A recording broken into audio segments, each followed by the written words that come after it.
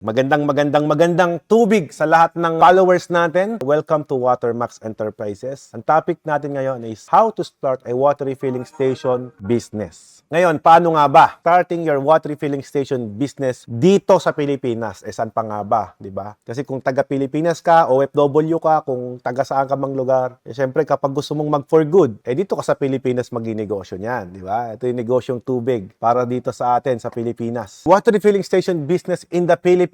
Ano ba dapat mong i-ready? Una mong i-ready ay ang feasibility study. Kapag mag-negosyo ka, any business yan. Mapa water station, mapa laundry, mapa ice machine business, lahat ng negosyo, kahit anong klaseng negosyo yan, pagkain, manufacturing, anything na itatayo mo, very important po na pag-aralan nyo po itong tinatawag na feasibility study. Okay. Pero ngayong araw kasi, dahil water station ang topic natin ngayon, pag-uusapan natin itong feasibility study na yan, kung gaano ba yan ka-importante. Ano ba ang mga dapat nyong i-consider kapag meron kang... So ito ang kailangan mong i-consider sa araw na to, water source. Itong water testing po natin, kailangan i-ready nyo rin po yan. Kasama po yan sa ating topic mamaya. Ito, bibigyan ko muna kayo ng recap. Ano ba yung mga magiging topic natin sa programang to? Feasibility study, water testing, gaano ka-importante yan. Product, yan. Anong klaseng product ang gusto mong ibenta, ang gusto mong i-market. Machine supplier, sino ba yung mga machine supplier natin? Anong klase ba yan? Anong klaseng machines yan? Yan mga kailangan nyo i-consider. At the same time, yung operation and management. Pag-aaralan din natin yan dito sa live natin ngayong araw. At the same time, yung ating return of investment. Ayan. Yung ROI. Yan ang pinaka-favorite topic ng mga ka-Watermax natin. Ito. Yan. Yung ROI na yan. Pinaka-paboritong topic yan ng mga katubig natin Kung bakit naman ganun, syempre naman, pambira. Ewan ko na lang, pag hindi nyo nagustuhan yung ROI na pag-uusapan natin mamaya. So, papasabikin ko muna kayo. Binigyan ko na ng quick computation kung kikita ka ba talaga sa negosyong tubig. Pero ito, based on our own experience. Tsaka, sa experience ko, at the same time, based ko na rin sa tinatawag nating average revenue ng mga water refilling station na nag-put up na dito sa Pilipinas. Yan. Yan yung mga pag-aaral natin ngayon. Okay, next. Banggitin natin, di ba, itong feasibility study na yan. Gaano ba ka-importante yan kapag nagpo-put up po kayo ng negosyo? Okay, sa negosyong tubig, napaka-importante po na i-consider nyo ang tinatawag na location. Sa negosyo ng tubig po, sa totoo lang, hindi naman po ganun kaarte yung pagpili ng location pagdating sa tubig business. Okay? Ano ba ang advantage kapag sa water station? Sa water station kasi nowadays, kahit nasa bahay ka lang, pwede palang magtayo ng tubig ng negosyo na yan for deliveries, di ba? Pero, i-compare mo sa ibang negosyo na tatayo natin like laundry, ice machine. So, yan po yung mga namimili ng pwesto. Hindi ka basta-basta maging negosyo niyan. Pero ang water station, importante rin naman yung location. Pero, syempre, if you have a better area na pagpuput upan yan, mas maganda. Pero, base po sa aking experience, share ko lang naman, experience ko lang naman yun. Nagtayo ako ng negosyo ko sa bahay lang. Opo, nag-start po ako ng water station sa mismong simpleng bahay lang namin dito sa Pangasinan. At naging successful naman. Kahit na sabihin natin na sa bahay lang po tayo nag-start. Hindi ako nag-renta kasi nga, bahay namin yun. So, technically, practical move lang sa bahay namin ginawa. So, kayo naman, sa mga gustong magtayo ng water station ninyo, ano po ba ang plano nyo? Ito po ba irerenta nyo ng pwesto? Kayo po ba mag-irenta ng stall? Or sa bahay lang? Kasi yan, pwede naman din Okay. Sa totoo lang, during time na nag-ooperate po ako ng negosyo ko, meron po akong 3 tubigan na tinayo malapit dito sa amin. Okay. Ano po ba yung 3 tubigan na tinayo ko sa amin? Ang tinayo ko po is mayroon po akong nilagay sa unang-una kong pwesto sa may bahay lang namin. Dito sa looban pa nga yun So ang tanong, ito ba Alfred kumikita? Yes, kasi doon ako nag-start. Kumikita yun. Pangalawa, nagtayo naman ako sa bayan. Sa bayan, kumikita rin. Maganda. Malakas kami sa walk-in. Kapag nasa bahay kami, doon kami sa bayan nagdi-deliver ng tubig. Sa walk-in naman, nakaka 1,000 pesos naman ako sa walk-in. So, I guess, masabi ko na kumikita naman yung negosyo ko doon. At pagkatapos, naglagay ako dito, somewhere in malapit sa resort dito sa amin. Sa Alcala din yan. Technically, doon, hindi masyadong kumita. Kasi naglagay ako doon, parang experiment lang. Parang social experiment ko lang. Wala po bumibili doon. Bakit? Resort na yon. Supposed to be, dapat pag resort, di ba, dapat maraming maraming tao, maraming bumibili. Eh, mali pala. Kasi pag sa resort ka naglagay, hindi ka pala mabibilhan kasi most of the time, yung mga pumupunta sa mga resort area, meron ng baong tubig. Meron silang daladalahang container. So, better to consider that. At meron din akong kapatid somewhere in Bulacan na nagtayo ng negosyo niya sa Bulubundukin. Doon sa, tawag doon gitna. Pero kumikita kasi delivery. So, ibig sabihin, hindi naman excuse palagi yung location. Pwede ka pa rin kumita sa negosyong yan kung mag-deliver ka. Kaya lang, sisipagan mo lang, extra effort lang. So, ganun po ang sistema kapag ka sa negosyo na to. So, considering na maganda na yung location mo, napag-aralan mo na, kasi pinag-aaralan natin bago mag-start eh. Kayo na ang bahalang mag-decide saan nyo po ba ilalagay. Pero ako, based on my own experience, since naglagay ako sa bahay lang namin, na-enjoy ko yung revenue niyan. Kasi unang-una, wala akong binabayarang renta. Wala akong malaking bill every month kasi nabawas nga yung renta na yan. Okay? At hanggang ngayon naman, itong Watermax Enterprises, located kami rito sa compound namin mismo. Yung buong manufacturing site ko, property namin yan. So, ibig sabihin, parang ako na nasanay na ako magnegosyo nang hindi ako nagre-renta. Pero sa mga tao na wala namang renta, eh of course, nasa inyo po yon kung walang bahay na paglalagyan. Kung gusto nyo magrenta, go. Merong ba ang tubig kasi mahal ang benta ng tubig sa resort? Tama po kayo, Daisy A. Nicolas. Yung mga tao kasi nagdadala ng kanya-kanyang tubig na. Tsaka yung tubig nga naman sa resort, mahal. So technically, hindi ka bibilhan doon. Kahit yung presyo ko, ibinaba ko na sa presyong normal, hindi pa rin bibilhan kasi may dala na silang tubig. Nag-survive sa pwesto ko doon na nasa resort is delivery pa rin. So, nabuhay lang yung tubigan na yun gamit ang pag-deliver ng tubig. Basically, I will not recommend na doon ka maglagay ng negosyong tubig kung talagang gusto mong kumita. So, dalawa lang i-consider nyo. Yung mga lugar na huwag nyo nang alamin yon. Okay, maglagay kayo sa bahay ninyo or sa mga residential area. Good choice yan. Dahil doon ako nag-start. Tapos pangalawa, kung medyo talagang hindi pwede doon sa lugar ninyo, sa probinsya kasi pwede eh. Pangalawa na pwede nyong pagpilian, magrenta po kayo ng magandang pwesto. Okay, ito na yung tinatawag na market. Ano ba yung dapat nyong i-consider bukod sa, nakatakip ako sa visual ko. Nakatakip ako sa aking visual presentation. Pasensya naman. Ayan. So, i-consider nyo rin yung marketplace. Okay? Ano ba yung mga gusto nyong i-market, for example? Ano ba yung mga product na gusto nyong ibenta? At the same time, sino ba yung mga bumibili karamihan doon sa lugar na yon? At anong klase ba yung magiging mga customer nyo doon? I mean, ano ba yung common na hinahanap-hanap nila? Pangatlo, water supply. Okay. So, kailangan i-consider din yung water supply ninyo. Ano ba yung gagamitin yung tubig? Meron sa atin sa Pilipinas dalawa commonly. Ano yung dalawa na yon? It is either nawasa o yung may nilad, tapos isang deep well. Commonly yan. Yung mga spring, yung mga balon, madalang naman na yon. So, ipasok na lang natin siya doon sa tinatawag na deep well. Doon na lang yon. Pero yung nawasa o prime water or basta water provider ninyo, yun po yung isang klase. So, ano ba yung gagamitin yung water supply? Yan. Bibili ba kayo ng tubig o kayo mismo may sarili kayong deep well? Okay. So, yun yung mga bagay na kailangan yung i-consider when you're putting a water refilling station business. Ang tanong, pwede bang dalawa sila? Of course, pwede yan dalawa.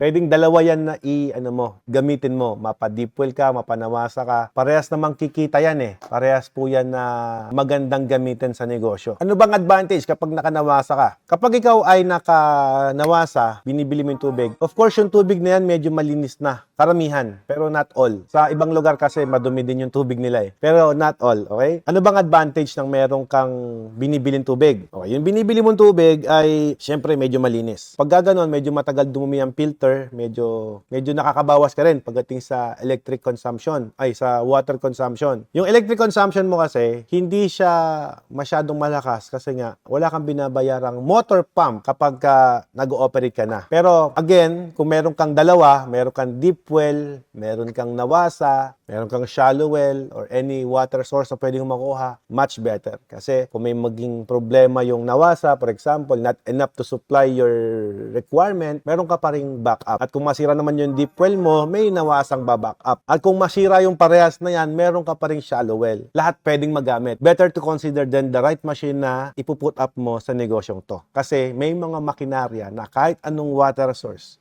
kaya niyang linisin at pasarapin. So, hindi rin basta-basta. Next, yung product. Ganun ba ka-importante yung product? Sa atin sa Pilipinas, marami tayong produkto na pwedeng ibenta. Pero pinaka malakas ibenta ngayon, itong tinatawag nating purified water. Magkakaiba po kasi yan, no? Sa atin sa Pilipinas, may purified water, may mineral water, may alkaline water, may distilled water, pie water, etc. Ito po yung mga product na meron dito sa atin sa Pilipinas. Okay? You can sell purified water, mineral water, alkaline water, distilled water, and pie water. Lahat po yan available sa atin. Pag nawasa, wala ng license ng NWRB. At pag deep well, of course, meron. Kasi pag nagbebenta ka ng tubig, mag-a-apply ka ng water permit, ang tawag dyan, sa NWRB. Pero kung dalawa yan, syempre, mas maganda na meron ka. Since ito yung mga product na available sa market, ang tanong, ano ba dyan yung pinakamalakas mabenta? Ako, personally, ang sabihin ko dyan, itong purified,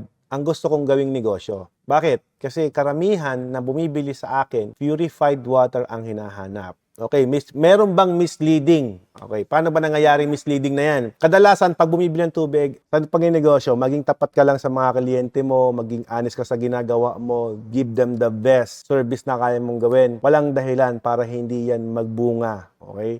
Sabi nga sa akin ni Kuya Daniel, ang pagkatanim ng mabuti, aani ka ng mabuti. O, di ba? So ngayon, kung mabuti itatanim mo, of course, mabuti rin yung anihin mo. Kung tapat yung tinanim mo, di tapat din yung anihin mo. Simple, di ba? So, ito ngayon, 1, 2, 3, 4, 5. 5 product ang pwede nyong i-market dito sa Pilipinas. Ang purified water po, pag sinabing pure, malinis, walang contamination, no more, no less. Kumbaga talagang more on pure drinking water, kaya nga purified.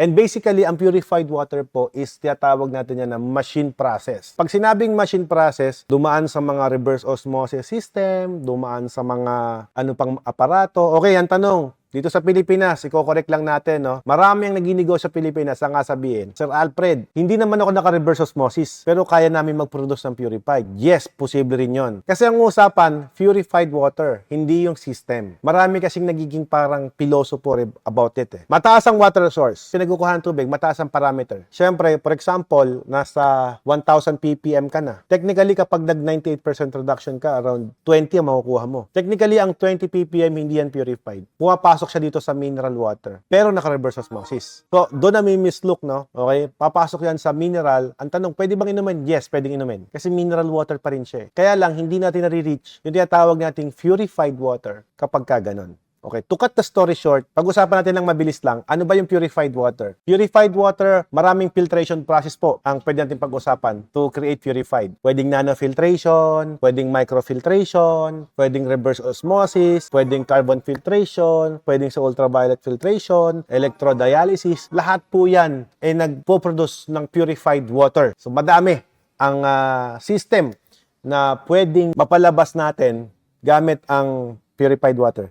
Ano ba ang tinatawag na purified water? Any water or product water na pasok sa tinatawag nating 10 ppm and below. Ano ba yung ppm? Total dissolved solid, 10 parts per million. ppm, yun po yun, 10 ppm. So kapag mababa ka doon, ibig sabihin, purified water ka. Kahit sabihin mong mineral ang system mo, or filtered mo, finilter mo lang yung tubig, pero nag-product ka ng 10 ppm, that's considered as purified drinking water. Now, ano naman yung tinatawag na mineral water? So, yung mineral water, guys, ang tawag naman dyan is pwedeng pumasok yan sa yung natural process. Marami kasi ngayon nabibili sa bottled water na mataas ang parameters ng tubig. 10 ppm pataas, considered na mineral water. Sa standard natin, pwede kang uminom ng tubig hanggang 600 parameters lang. 600 parameters and below, you can drink your water. Pero considered yon as mineral water. Paano ba ginagawa ang mineral water? Yun ang tanong. Paano ba yan ginagawa? Ang mineral water kasi, yung mismong tubig, may sariling mineral na yan. Meron ng natural minerals yung mismong water na pinaprocess natin. Now, kung may requirements naman kayo, for example,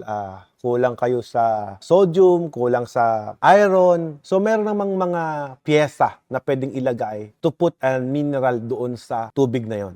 Okay? Piyesa yon, filters yon. Okay? So, pwedeng sa natural, kunyari sa mga mountains, sa mga rock, yun naman yung mga natural minerals natin. Pero may mga artificial din. Okay? May mga ginagamit din artificial para magkaroon ng mineral water. Okay? Basta as long as yan po ay walang bacteria, walang contaminants, safe inumin, pumapasok tayo sa mineral water. Okay. Dito sa atin sa Pilipinas, not only in the Philippines, okay, there are two kinds of water lang talaga. The pure water and the safe drinking water. Dalawa lang yan. Yung safe drinking water, pumapasok po dyan yung mineral, yung alkaline, spring, lahat po yan, mineral water. Pasok po yan sa safe drinking water. Yung purified naman, itong purified, yan, water, at saka itong distilled water, magkapamilya yan. Mag-insan yan. Magkaiba lang ng proseso ang purified sa distilled. Kasi ito, purification process, ito naman, distillation process. So, they are both pure drinking water lang. Well, ang alkaline at mineral water, parehas po siya na meron lang minerals. Anong pinagkaiba naman nitong mineral kay alkaline water? Doon na tayo sa differences, no, para mas madaling maunawaan. Kasi pag diniscuss ko lang to sa inyo ng ma-elaborate, maguguluhan lang kayo. Straight to the point. Ang mineral water at itong alkaline water, same lang din po yan. Okay, ano naman ang pinagkaiba? Pinagkaiba kasi niyan, itong alkaline water, meron siyang pH 7.5 pataas. So ano ba yon? Potential hydrogen ang pinag-uusapan. Okay? So, yung pH level na yan, ibig sabihin hindi acidic yung tubig. While the mineral water, ang pH level niyan is neutral, pH 7. Ang purified water naman is 7 below. Ibig sabihin, nasa 6.5 pH level. Yun yan, potential hydrogen ang ibig sabihin nun. So, yun yung mga differences niya. Meaning to say, purified water and distilled water are mild acidic water. Yun po ang totoo nun. While the mineral water and the alkaline water, same po sila na may minerals, same po siya ng may health benefits sa katawan mo, pero ang point, masarap bang inumin? Sa Pilipinas, hindi sila nahasarapan inumin. Pero sa ibang bansa, puro nahasarapan naman sila. Pero siyempre, negosyo itong pag-uusapan natin. So ano ba yung gusto nyo? Yung gusto ng panlasa ng Pinoy? Itong dalawang to? Or yung ayaw nila? So yan. Yan po yung dalawa na yan. But actually, kung tatanungin nyo ako, ano ba yung masarap inumin dyan, if you are health conscious ka, masarap inumin tong mineral water at tong alkaline. Kasi nga, it's help your body na magkaroon ng minerals na nakukuha natin sa tubig. Okay?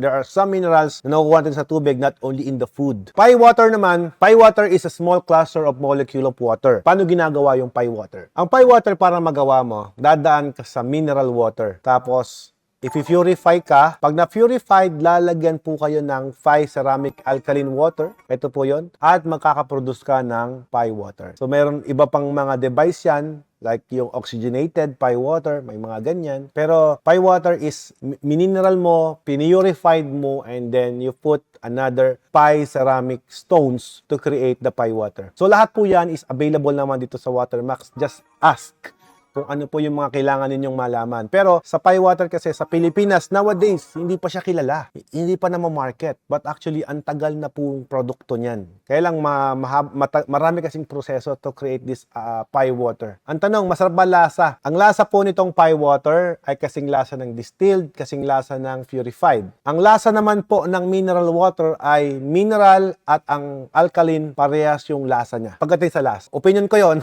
Tsaka magtanong-tanong na rin kayo. Pero tama yon. Kasi iba-iba naman ang panlasa natin. Okay? Pero pagka iinom kayo ng tubig, make sure may pang-neutralize kayo ng tubig ninyo. Ang pang-neutralize, kape. It will neutralize your taste bud. And then, pag naitikman nyo ulit yung tubig, malalaman nyo yung differences sa lasa ng mga tubig na yan. Okay, next. Tapos na tayo sa product. Ano ba yung next topic natin? Machine supplier naman. Okay. Pagdating sa machine supplier, we have two machine suppliers na pagpipilian nyo. Yung isa is company. Ayan, company like Watermax Enterprises. At yung isa naman ay contractor. Pag-usapan natin, ano ba yung difference niyan? Saan ba kayo bibili? Technically, sa Watermax company tayo. So, ano bang meron dyan? Pag bumili kayo sa Watermax, of course, may experience. Gano'n ba ka-importante yung experience na yan? Napakatagal na po ng experience ng Watermax sa industriyang to. Hindi pa ako pinapanganak, ang mga magulang ko nandyan na sa water treatment. So, pagdating sa experience, hindi matatawaran yung kumpanya natin. Kasi experience is the best teacher, sabi nga natin, di ba? Next is feedback. So, yung mga feedback natin, ng mga customer natin, ng mga bumili sa atin, kita nyo naman, ang gaganda ng feedback. They are very satisfied to our product. So, yan po, ang isa sa kino-consider nyo kapag bibili po kayo ng machines. After sales. Yan. Yung after sales naman, kapag bibili ka na ng makina, yan. Itong after sales naman, kapag bibili ka ng makina, dapat yan, syempre, maganda yung after kang mabentahan, di ba? Kamusta naman? Sa Watermax naman, nasolusyonan natin yan eh. Kumbaga, pinasimple natin yung system natin, pinasimplify to operate the machine. Lahat ng innovation at advantage, nilagay na namin dyan sa after sales service natin. So, technically, maganda po ang review natin pagdating sa after sales. So, no doubt, walang problema doon. And then, marami pa tayong pinagalagay sa sa system natin, naglagay tayo ng bypass, etc. Kung ano-ano pa. So, yan, mga advantage pag sa company ka bumili. Quality. Of course, quality. Watermax use at Germany pipes and fittings. Yan, mga yan. Antibacterial pa yung system natin. So, lahat, nilagay natin dyan yung advantage. Ang tanong, paano ko ba naibibigay ng mababa ang presyo ng makina ko compare sa iba, di ba? Paano nangyayari yun? You get the good quality machines, compare mo doon sa iba na gumagawa din naman, kahit silang gumagawa, ba't sila napapamahal? Okay. Direct po ang contact natin pagdating sa import. That's one. Wala tayong binabayarang renta sa pwesto kasi atin yung renta. That's two. Wala po tayong binabayarang marketing advertisement. Si YouTube at si Facebook po ang nagbabayad sa atin. Okay? So, pinapasahod pa tayo ni Facebook at ni YouTube. So, wala tayong binabayarang marketing. So, instead na yung mga natitipid kong yan, inilalagay ko naman po sa inyo para makinabang po yung mga customer namin, di ba? Para lahat kayo makuha nyo po yung best offer na maibibigay namin. Pagdating sa presyo, hindi tayo magkakalayo versus sa mga contractor. At syempre, merong contract. Ano ba yung natawag na kontrata? Pag bumili ka, dapat bibigyan ka ng kontrata. Kasi may perang involved eh. So, dapat may kontrata. Tapos sa presyo. Now, ano ba ang difference ngayon ng company versus sa contractor? So, ang contractor, guys, ito, posibleng may idea kaya natutong magkontrata. Yan yung mga baguhan, mga freelance technicians, mga yan. Pwede ang contractor may idea. Siyempre, may experience din. Posibleng yung iba galing dito sa akin, natuto sa akin, at yung iba naman, tauhan ko dati, na nagsarili, yung mga ganun. So, technically, may experience. Next, presyo. Okay, pagdating sa presyo, makakita nyo, yung presyo nila at presyo namin, minsan mas mura pa sa amin. Paano ko nasabi yun, mamaya explain ko sa'yo. So, yun yung difference, no, ng dalawang pagbibilan nyo ng makina. Ang difference niyan, konti lang. Pero pagdating sa presyo, parang mas panalo pa rin yung company. Kasi yung company ay hindi nagpresyo o nag-mark up ng malaki pagdating dyan sa mga machines. Okay? Alright, so yun po yung mga kailangan nyo considered when you are buying a machine. Next natin, pag-uusapan natin yung operation and management. Yan. Siyempre, kapag mag-ooperate na kayo ng negosyong tubig, napaka-importante, consider nyo rin yung manpower. Ano ba yung mga kailangan yung mga staff para sa negosyong to? Manpower, isang refiller, isang helper. Pwede na yon. Dalawa muna para sa nagsisimula. Pangalawa, yan yung sabi ko sa inyo eh. Isang refiller at isang delivery boy. So, ano ba tawag doon? Refiller o helper? Kayong bahala kung anong gusto niyo tawag doon sa trabahador nyo. Next is, magkano ang salary? So, syempre, depende sa lugar yan. Pag Maynila area, mga 500 piso na yan. Minimum, ang alam ko, minimum sa Maynila, 500 pesos eh. Pag dito sa probinsya, may mga siguro, 400 pesos. Correct me if I'm wrong pero alam ko 400. Pero syempre, nasa usapan nyo na yan kung ano ba gusto nyo, free lunch. Syempre, kapag nasa minimum ka, magbigay ka ng pakonsuelo di bobo, magpa-free lunch ka naman. Kasi baka malayo binibiyahe niyan, di ba? So, yun ay considered natin. Pero syempre, bilang owner ng isang nagsisimulang negosyo, nasa inyo pa rin yan kung magkano po ang mapag-uusapan nyo ng staff ninyo. Kumbaga, minsan kasi may ibang naginegosyo, nagsisimula pa lang talaga. Parang yung iba nga, nasubukan ko yan, parang 250 pesos lang eh. Pero noon pa yon. Ngayon, naku, madodoli ka na pag 250 pa sahod mo. Yari ka dyan, Brad. Next, marketing strategy natin. So, gaano ba ka-importante yan? So, pag naging-negosyo ka, importante rin yung marketing strategy na gagawin mo. Okay, ano ba yon? Sa water station, kailangan mag-provide ng banner. Ito, importante yan kasi kailangan maging visible ka sa lugar ninyo. No? Tarpaulin. Ayan, yung banner, tarpaulin, promotions, loyalty cards, yung mga +1 promo, kung ano man yung gusto nyong gawin. Available po yan sa Decalidad Printing Shop. O yan, nag-promote pa. Ayan. At syempre, pag bibili ka sa Watermax, kompleto na yan hanggang advertising mo. Kami nang bahala. At balita ko, ngayong month promo natin, may palibre kaming tarpaulin. So, supposed to be yan po mga dapat ipoprovide ng isang negosyo na nagtatayo pa lang. Syempre, mga signage para maging visible po kayo doon sa inyong lugar kung saan po kayo nagtayo o nag-put up ng negosyo na yan. So, sa operation management ninyo, ito yung mga kailangan nyo i-prepare. Ito yung mga gastusin to Inventory. So, syempre, kailangan mo ng tamang pag-i-inventory, di ba? Ano yung inventory na yon? Yung mga documentation mo, like refill form mo, delivery form, ano pa ba? Marami yan. Documentation, resibo, ayan. Security, syempre, yung mga tauhan mo, bibigyan mo rin ng SS, bibigyan mo ng SS, bigyan mo ng pag-ibig, bigyan mo ng PhilHealth, ano pa ba? Except GSIS, kasi ang GSIS, ano yan government employee yan hindi ka naman government, di ba? Di ba, kung nagtatayo ka ng sarili mong gobyerno, pwede. I-ready mo lahat yan. Nyari, sa 400 400 pesos, ito, 400 pesos per day, yan. Idagdag mo pa lahat yan, gastusin na yan. Kapag ka sa SS, for example, ang share ng tao mo ay 300 pesos, eh dapat ikaw nasa 900 ba o 600. Ganyan ang share mo dyan. Mas malaki sa mga employer. Tapos documents, tapos BIR. Siyempre yung tax mo, yung mga binibenta mo, magkano ba yung nabibenta mo, i-report mo yan sa BIR para hindi ka rin naman ma-tax map, diba? So yun po yung mga kailangan nyo i-consider when you are operating a water refilling station. Pero ngayon, hindi natin masyadong i-vovrod yan. Kumbaga, siguro next subject natin, kunyari, pag-usapan natin yung inventory na yan, pag-usapan natin yung security na yan, yung documents, tsaka yung BIR. Pero next topic natin yan. Kumbaga, wag natin isabay dito kasi how to operate, how to start a water station business to eh. Pag diniscuss ko sa inyo yan, mauubos, mawawalan tayo ng oras.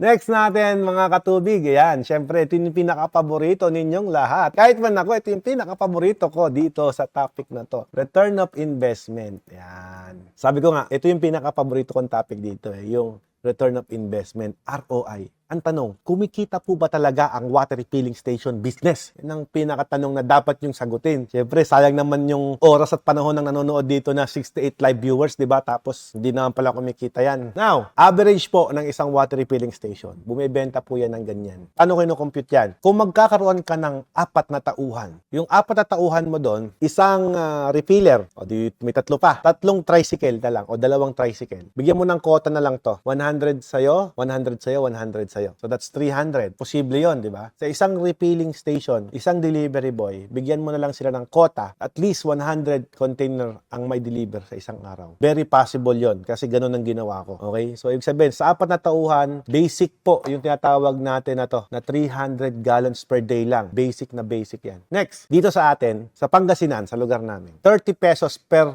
container po ang presyo pag-deliver. Yung 30 pesos yan, depende sa usapan nyo pa yan. May nagte-35 pa dito. Ako dati nagpo-40 ako eh. Pero ngayon 30. Yun ang kalakaran. Ngayon meron kang 25 container sa walk-in. Siyempre, nagkaroon kasi ng association. Okay, dito sa Pangasinan, I don't know sa lugar ninyo, no? Siyempre, hindi naman lahat ng sinasabi ko dito ay applicable sa lugar ninyo. Meron kang 25 gallons for walk-in. Yan yung mga pupunta sa shop mo, nagpaparefill, o naghuhulog ng barya, or yung ng bendo machine. Yan mga yan. 25 pesos yan. Okay? Kasi sa association namin dito, bawal ka magbaba ng 25 or else hindi ka makakuha ng mayor's permit next year. Parang ganon. Next natin dyan is sales. Nakabahan ako Sales na to Sa sales natin, pwedeng kumita ka. Sabi ko kanina sa inyo, di ba, in-establish ko naman kanina, paano nyo kukunin yung 300 container per day? Nabanggit ko naman yan. So, possible na possible talaga. Ito yan. Yung 200, i-multiply nyo sa 30. That's 6,000 pesos per day. Yan po ang potential income ng isang water station na bumibenta ng 200 every deliver niya. Yan po yun. Next natin, halimbawa, nakapwesto ka sa isang lugar, nag-walk-in. Okay, yung walk-in na yan, naka-100 na lang. Supposed to be yung mga walk-in na yan, nasa magandang pwesto yan, kadalasan. Pero nowadays kasi, medyo hindi na makatotohanan yung walk-in eh. Kasi parang konti na yung mga taong nagpupunta sa shop para magpa-refill. More on deliveries na ngayon. So technically, itong kumbaga, kaya dinamihan ko yung mas marami yung deliver na nakalagay dyan compare sa walk-in. So kung ma-average nyo yan, for example, ito yung daily sales ninyo. Sa 25 at 30 na presyo, pwede kang kumita. Gross sale mo is 8,500 pesos sa isang araw. Yan po ang revenue. So ito po ang posibleng total gross sales to sa sa isang water refilling station. Kasi ito dapat pag-usapan talaga natin to. Kung iyan ang nabebenta mo sa isang araw, magkano naman ang gastos mo sa isang araw? Ayun naman. Hindi, per month na tayo kasi usually kino-compute yan per month. Ito naman yung monthly expenses mo. Okay, electric bill mo dyan, 24,000 pesos. Average, 24, ganyan. Laki, no? Laki ng kuryente. Eh, syempre, ang laki ng benta mo, 300 yan eh. Ayan, di ba? Sa package 4 yan. Pero pwedeng lumiit yung electrical bill mo na yan. Pwedeng lumiit yung bill mo na yan. Kapag naka-package 5 ka or package 9, liliit po yan. Syempre, malaki po. Parang ganito yan eh. Pag nagtatayo ka ng tubigan, ano ba yung advantage ng malalaking machine? Okay? Ang advantage ng malaking makina kasi, matipid sa kuryente. So, pwedeng lumiit yan doon sa electric consumption natin. Pero yan, nasa package 4 computation ko yan. Kapag 300 container na bebenta mo, ito ang electric bill mo. aabot dyan. More or less, pero nasa less yan. In-overestimate ko na. Next natin, manpower. Di ba binanggit ko sa inyo kanina, manpower, 400 pesos per day ang inyong pasahod. Sample lang yun, ha. Pero syempre, depende pa sa lugar yan, di ba? Kung 400, 4 ang tao mo, isang refiller, 3 delivery boy. So, 4 yan, di ba? I-multiply mo, everyday sumasahod yan ng 1,600 pesos. Minultiply ko sa 26 kasi 26 days lang po ang trabaho nila. Yung Sunday, day off nila yon. So nasa inyo, discardin nyo na yon kung anong gusto nyo. Day off ng Sunday o salit. Pwedeng may magde-day off ng Sunday at may magde-day off ng Saturday para yung taon nyo, diretso yung operation. Kasi during my time, ginagawa ko din po yan. Kumbaga, ang ginagawa ko po, may magde-day off ng Linggo at may magde-day off ng Saturday. Kumbaga, depende sa pakikipag-usap nyo yan sa mga trabahador ninyo. Next natin, ang laki ng bill nyo, 41,600 per month. Pero kita mo naman yung yung daily mo, di ba? Ang laki rin ng daily mo eh. Tingnan natin kung mauubos natin yung daily mo, no? Sa gasoline naman, kung tricycle ang pang-deliver mo, ayan, tricycle, 200 pesos ang nilagay ko. Tigisa kasi 2 tricycle. So, that would be 26 days nag-deliver sila. So, nasa 5,200 ang iyong gasolina. Pwedeng madagdagan, pwedeng gawing 7,000 plus or what, or 10,000 na lang. Hindi mo na. So, nasa inyo na yon. Kung, depende sa lugar yan, no? Kapag yung lugar nyo, malalayo yung customer ninyo. Pag malalayo, lumalaki yan. Kapag naman malalapit lang, kunyari isang subdivision, sinusupply nyo, ikot lang ng ikot doon yung pan-deliver mo. So, liliit din po yan. So, depende on the situations. So, again, pwedeng sa nanonood ngayon, hindi applicable yan, or pwede ring maging applicable sa'yo. Yung computation na yan. Next natin yung miscellaneous. Ano ba yung miscellaneous na yan? Yung mga miscellaneous na yan, yan yung mga water filter, seals, water testing analysis, kasi monthly meron tayong 350 pesos na binabayaran para sa water testing analysis. Every 6 months, may physical and chemical analysis tayo. Tapos, nabutasan ka ng gulong, ng tricycle, yan. Ano pa ba? Yung tauhan mo na nasugatan, may nurse aid mo, yan. So, maglagay tayo ng at least 5,000 pesos budget for that. Palit filter. Ang filter natin, may 1,000 ba? Parang, every 2 months, meron taga 1,000 plus na filter eh. Pero, ibig sabihin, hindi mo maubos yung 5,000 na yan kung yun lang ang paggagamitan mo. Talagang masisave mo yan. Yan yung mga gastusin natin. Renta. Yan. May mga pwesto kasi na ang renta, 5,000 lamang. Again, kung nasa bahay ka lang, pwedeng malibre yan. Kung ikaw ang may-ari ng pwesto, pwedeng malibre. Pero kung nasa Maynila ka, ang alam ko, wala nang 5,000 ngayon, no? Minimum 20,000 per ang sukat dyan. Kasi syempre, marami namang customer. Depending on the places. Pero sa mga probinsya, meron yan 5,000. Meron nga taga 2,000, 4,000 dyan eh. Pero yan, renta, kumaga average yan. So, depending sa pwesto. At pwede ring malibre. Kasi ikaw may-ari ng pwesto. Kagaya ko, di ba? Dito, wala akong binabayarang renta. Yung natitipid ko, binibigay ko naman sa inyo. Sa mga bumibili dito ng package. Di ba? Sounds fair, di ba? Next, total expenses mo. Ang total expenses mo. So, ito po ang magiging total expenses mo. Meron kang expenses na 56,800 pesos. Ayan, so 56,800 pesos ang ating total expenses every month. Okay, ang tanong, Kuya Alfred, magkano ba yung kinikita niyan monthly? Kaya sa mga nagsasabi na, sa water station, walang kita. Baka may mali. May mali sa sistema ng management. Kaya walang kinikita. Kasi simple lang eh. Paano hindi ka kikita, ganito kalaki yung pinag-uusapan natin dito. Lalo na kung ang water station, sakit sa ulo. Sabi nga nila, sakit sa ulo yan. Hindi naman ako kumikita dyan. Yes, hindi kumikita kasi pabaya kang owner eh. Paano ko sabihing pabaya kang owner? Simple. Kasi as owner, trabaho mo na mag-market. Trabaho mo na bigyan ng i-deliver yung tao mo. Hindi trabaho ng tao mo yun. Parang ganito lang yan, mga katubig. Ako, bilang isang owner ng Watermax Enterprises, no, ang trabaho ko is to give job or to give projects sa mga tao ko. Kapag ako hindi na nakakabenta, pag hindi na ako nakakagawa ng sales, kasalanan ko yun. Hindi ko pwedeng i-blame yung mga tao ko na Sir Alfred kasi ganito, ganyan.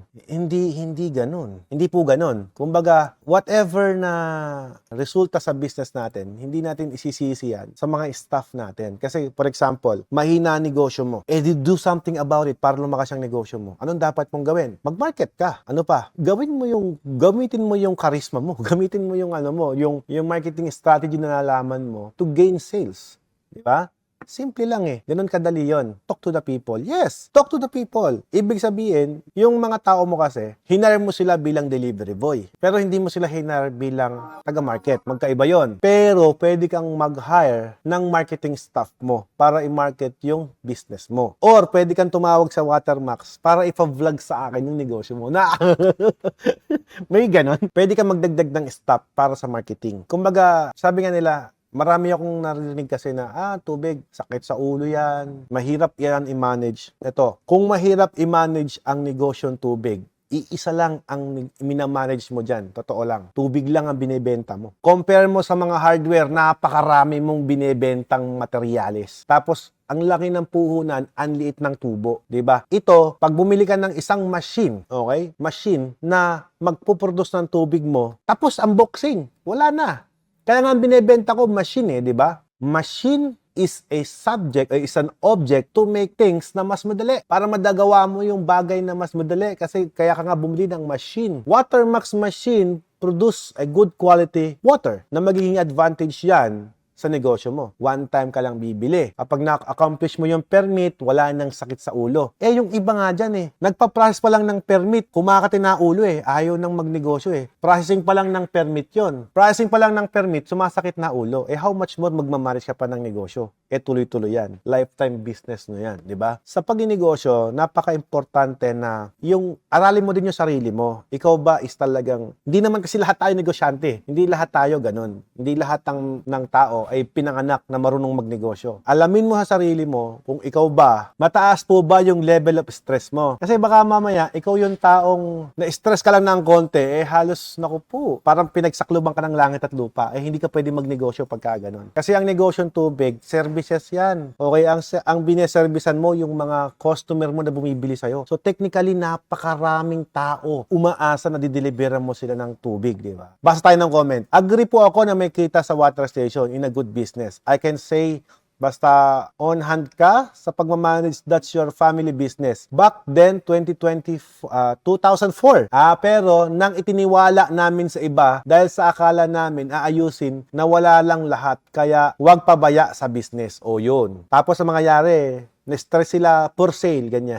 So, nasa tao pa rin. Nasa inyo pa rin as business owner. Huwag natin i-blame sa iba. Kasi kahit bigyan kita ng magandang makina ngayon, bigyan kita ng magandang quality ng tubig, kung pabaya ka sa negosyo mo, malulugi ka rin. Kagaya niya, based on their story, 2004 daw, meron silang water station. Nung sa kanila, kumikita naman. Bakit nung inilipat nila sa iba, na bankrupt? Ibig sabihin, pinabayaan yung negosyo. Passion and commitment sa pinapasok na business. Ayan. Sa lahat naman ng business na pinapasok natin, dapat committed ka talaga. Third, try to ask, kunin ba muna yung permit before buying the machine? Permit ba muna bago buying the machine? Of course, hindi. Machine muna bago permit. I think dapat gawin natin yung topic next live. How to handle a business daily. Sit with your employee is because sila po ang nakakaalam ng mga customer. Correct me if I'm wrong, Sir Alfred. Paano ko ba sasabihin kung mali yan or tama yan? Siguro ang sabihin ko na lang dyan, kung everyday you're sitting with your employee, there's something wrong to your system. Kailangan mo kasi may sistema na you don't need to sit every day to them. Kasi once that they know what they need to do, perfectly fine. Hindi mo na kailangan mag-sit sa kanila every day. Kapag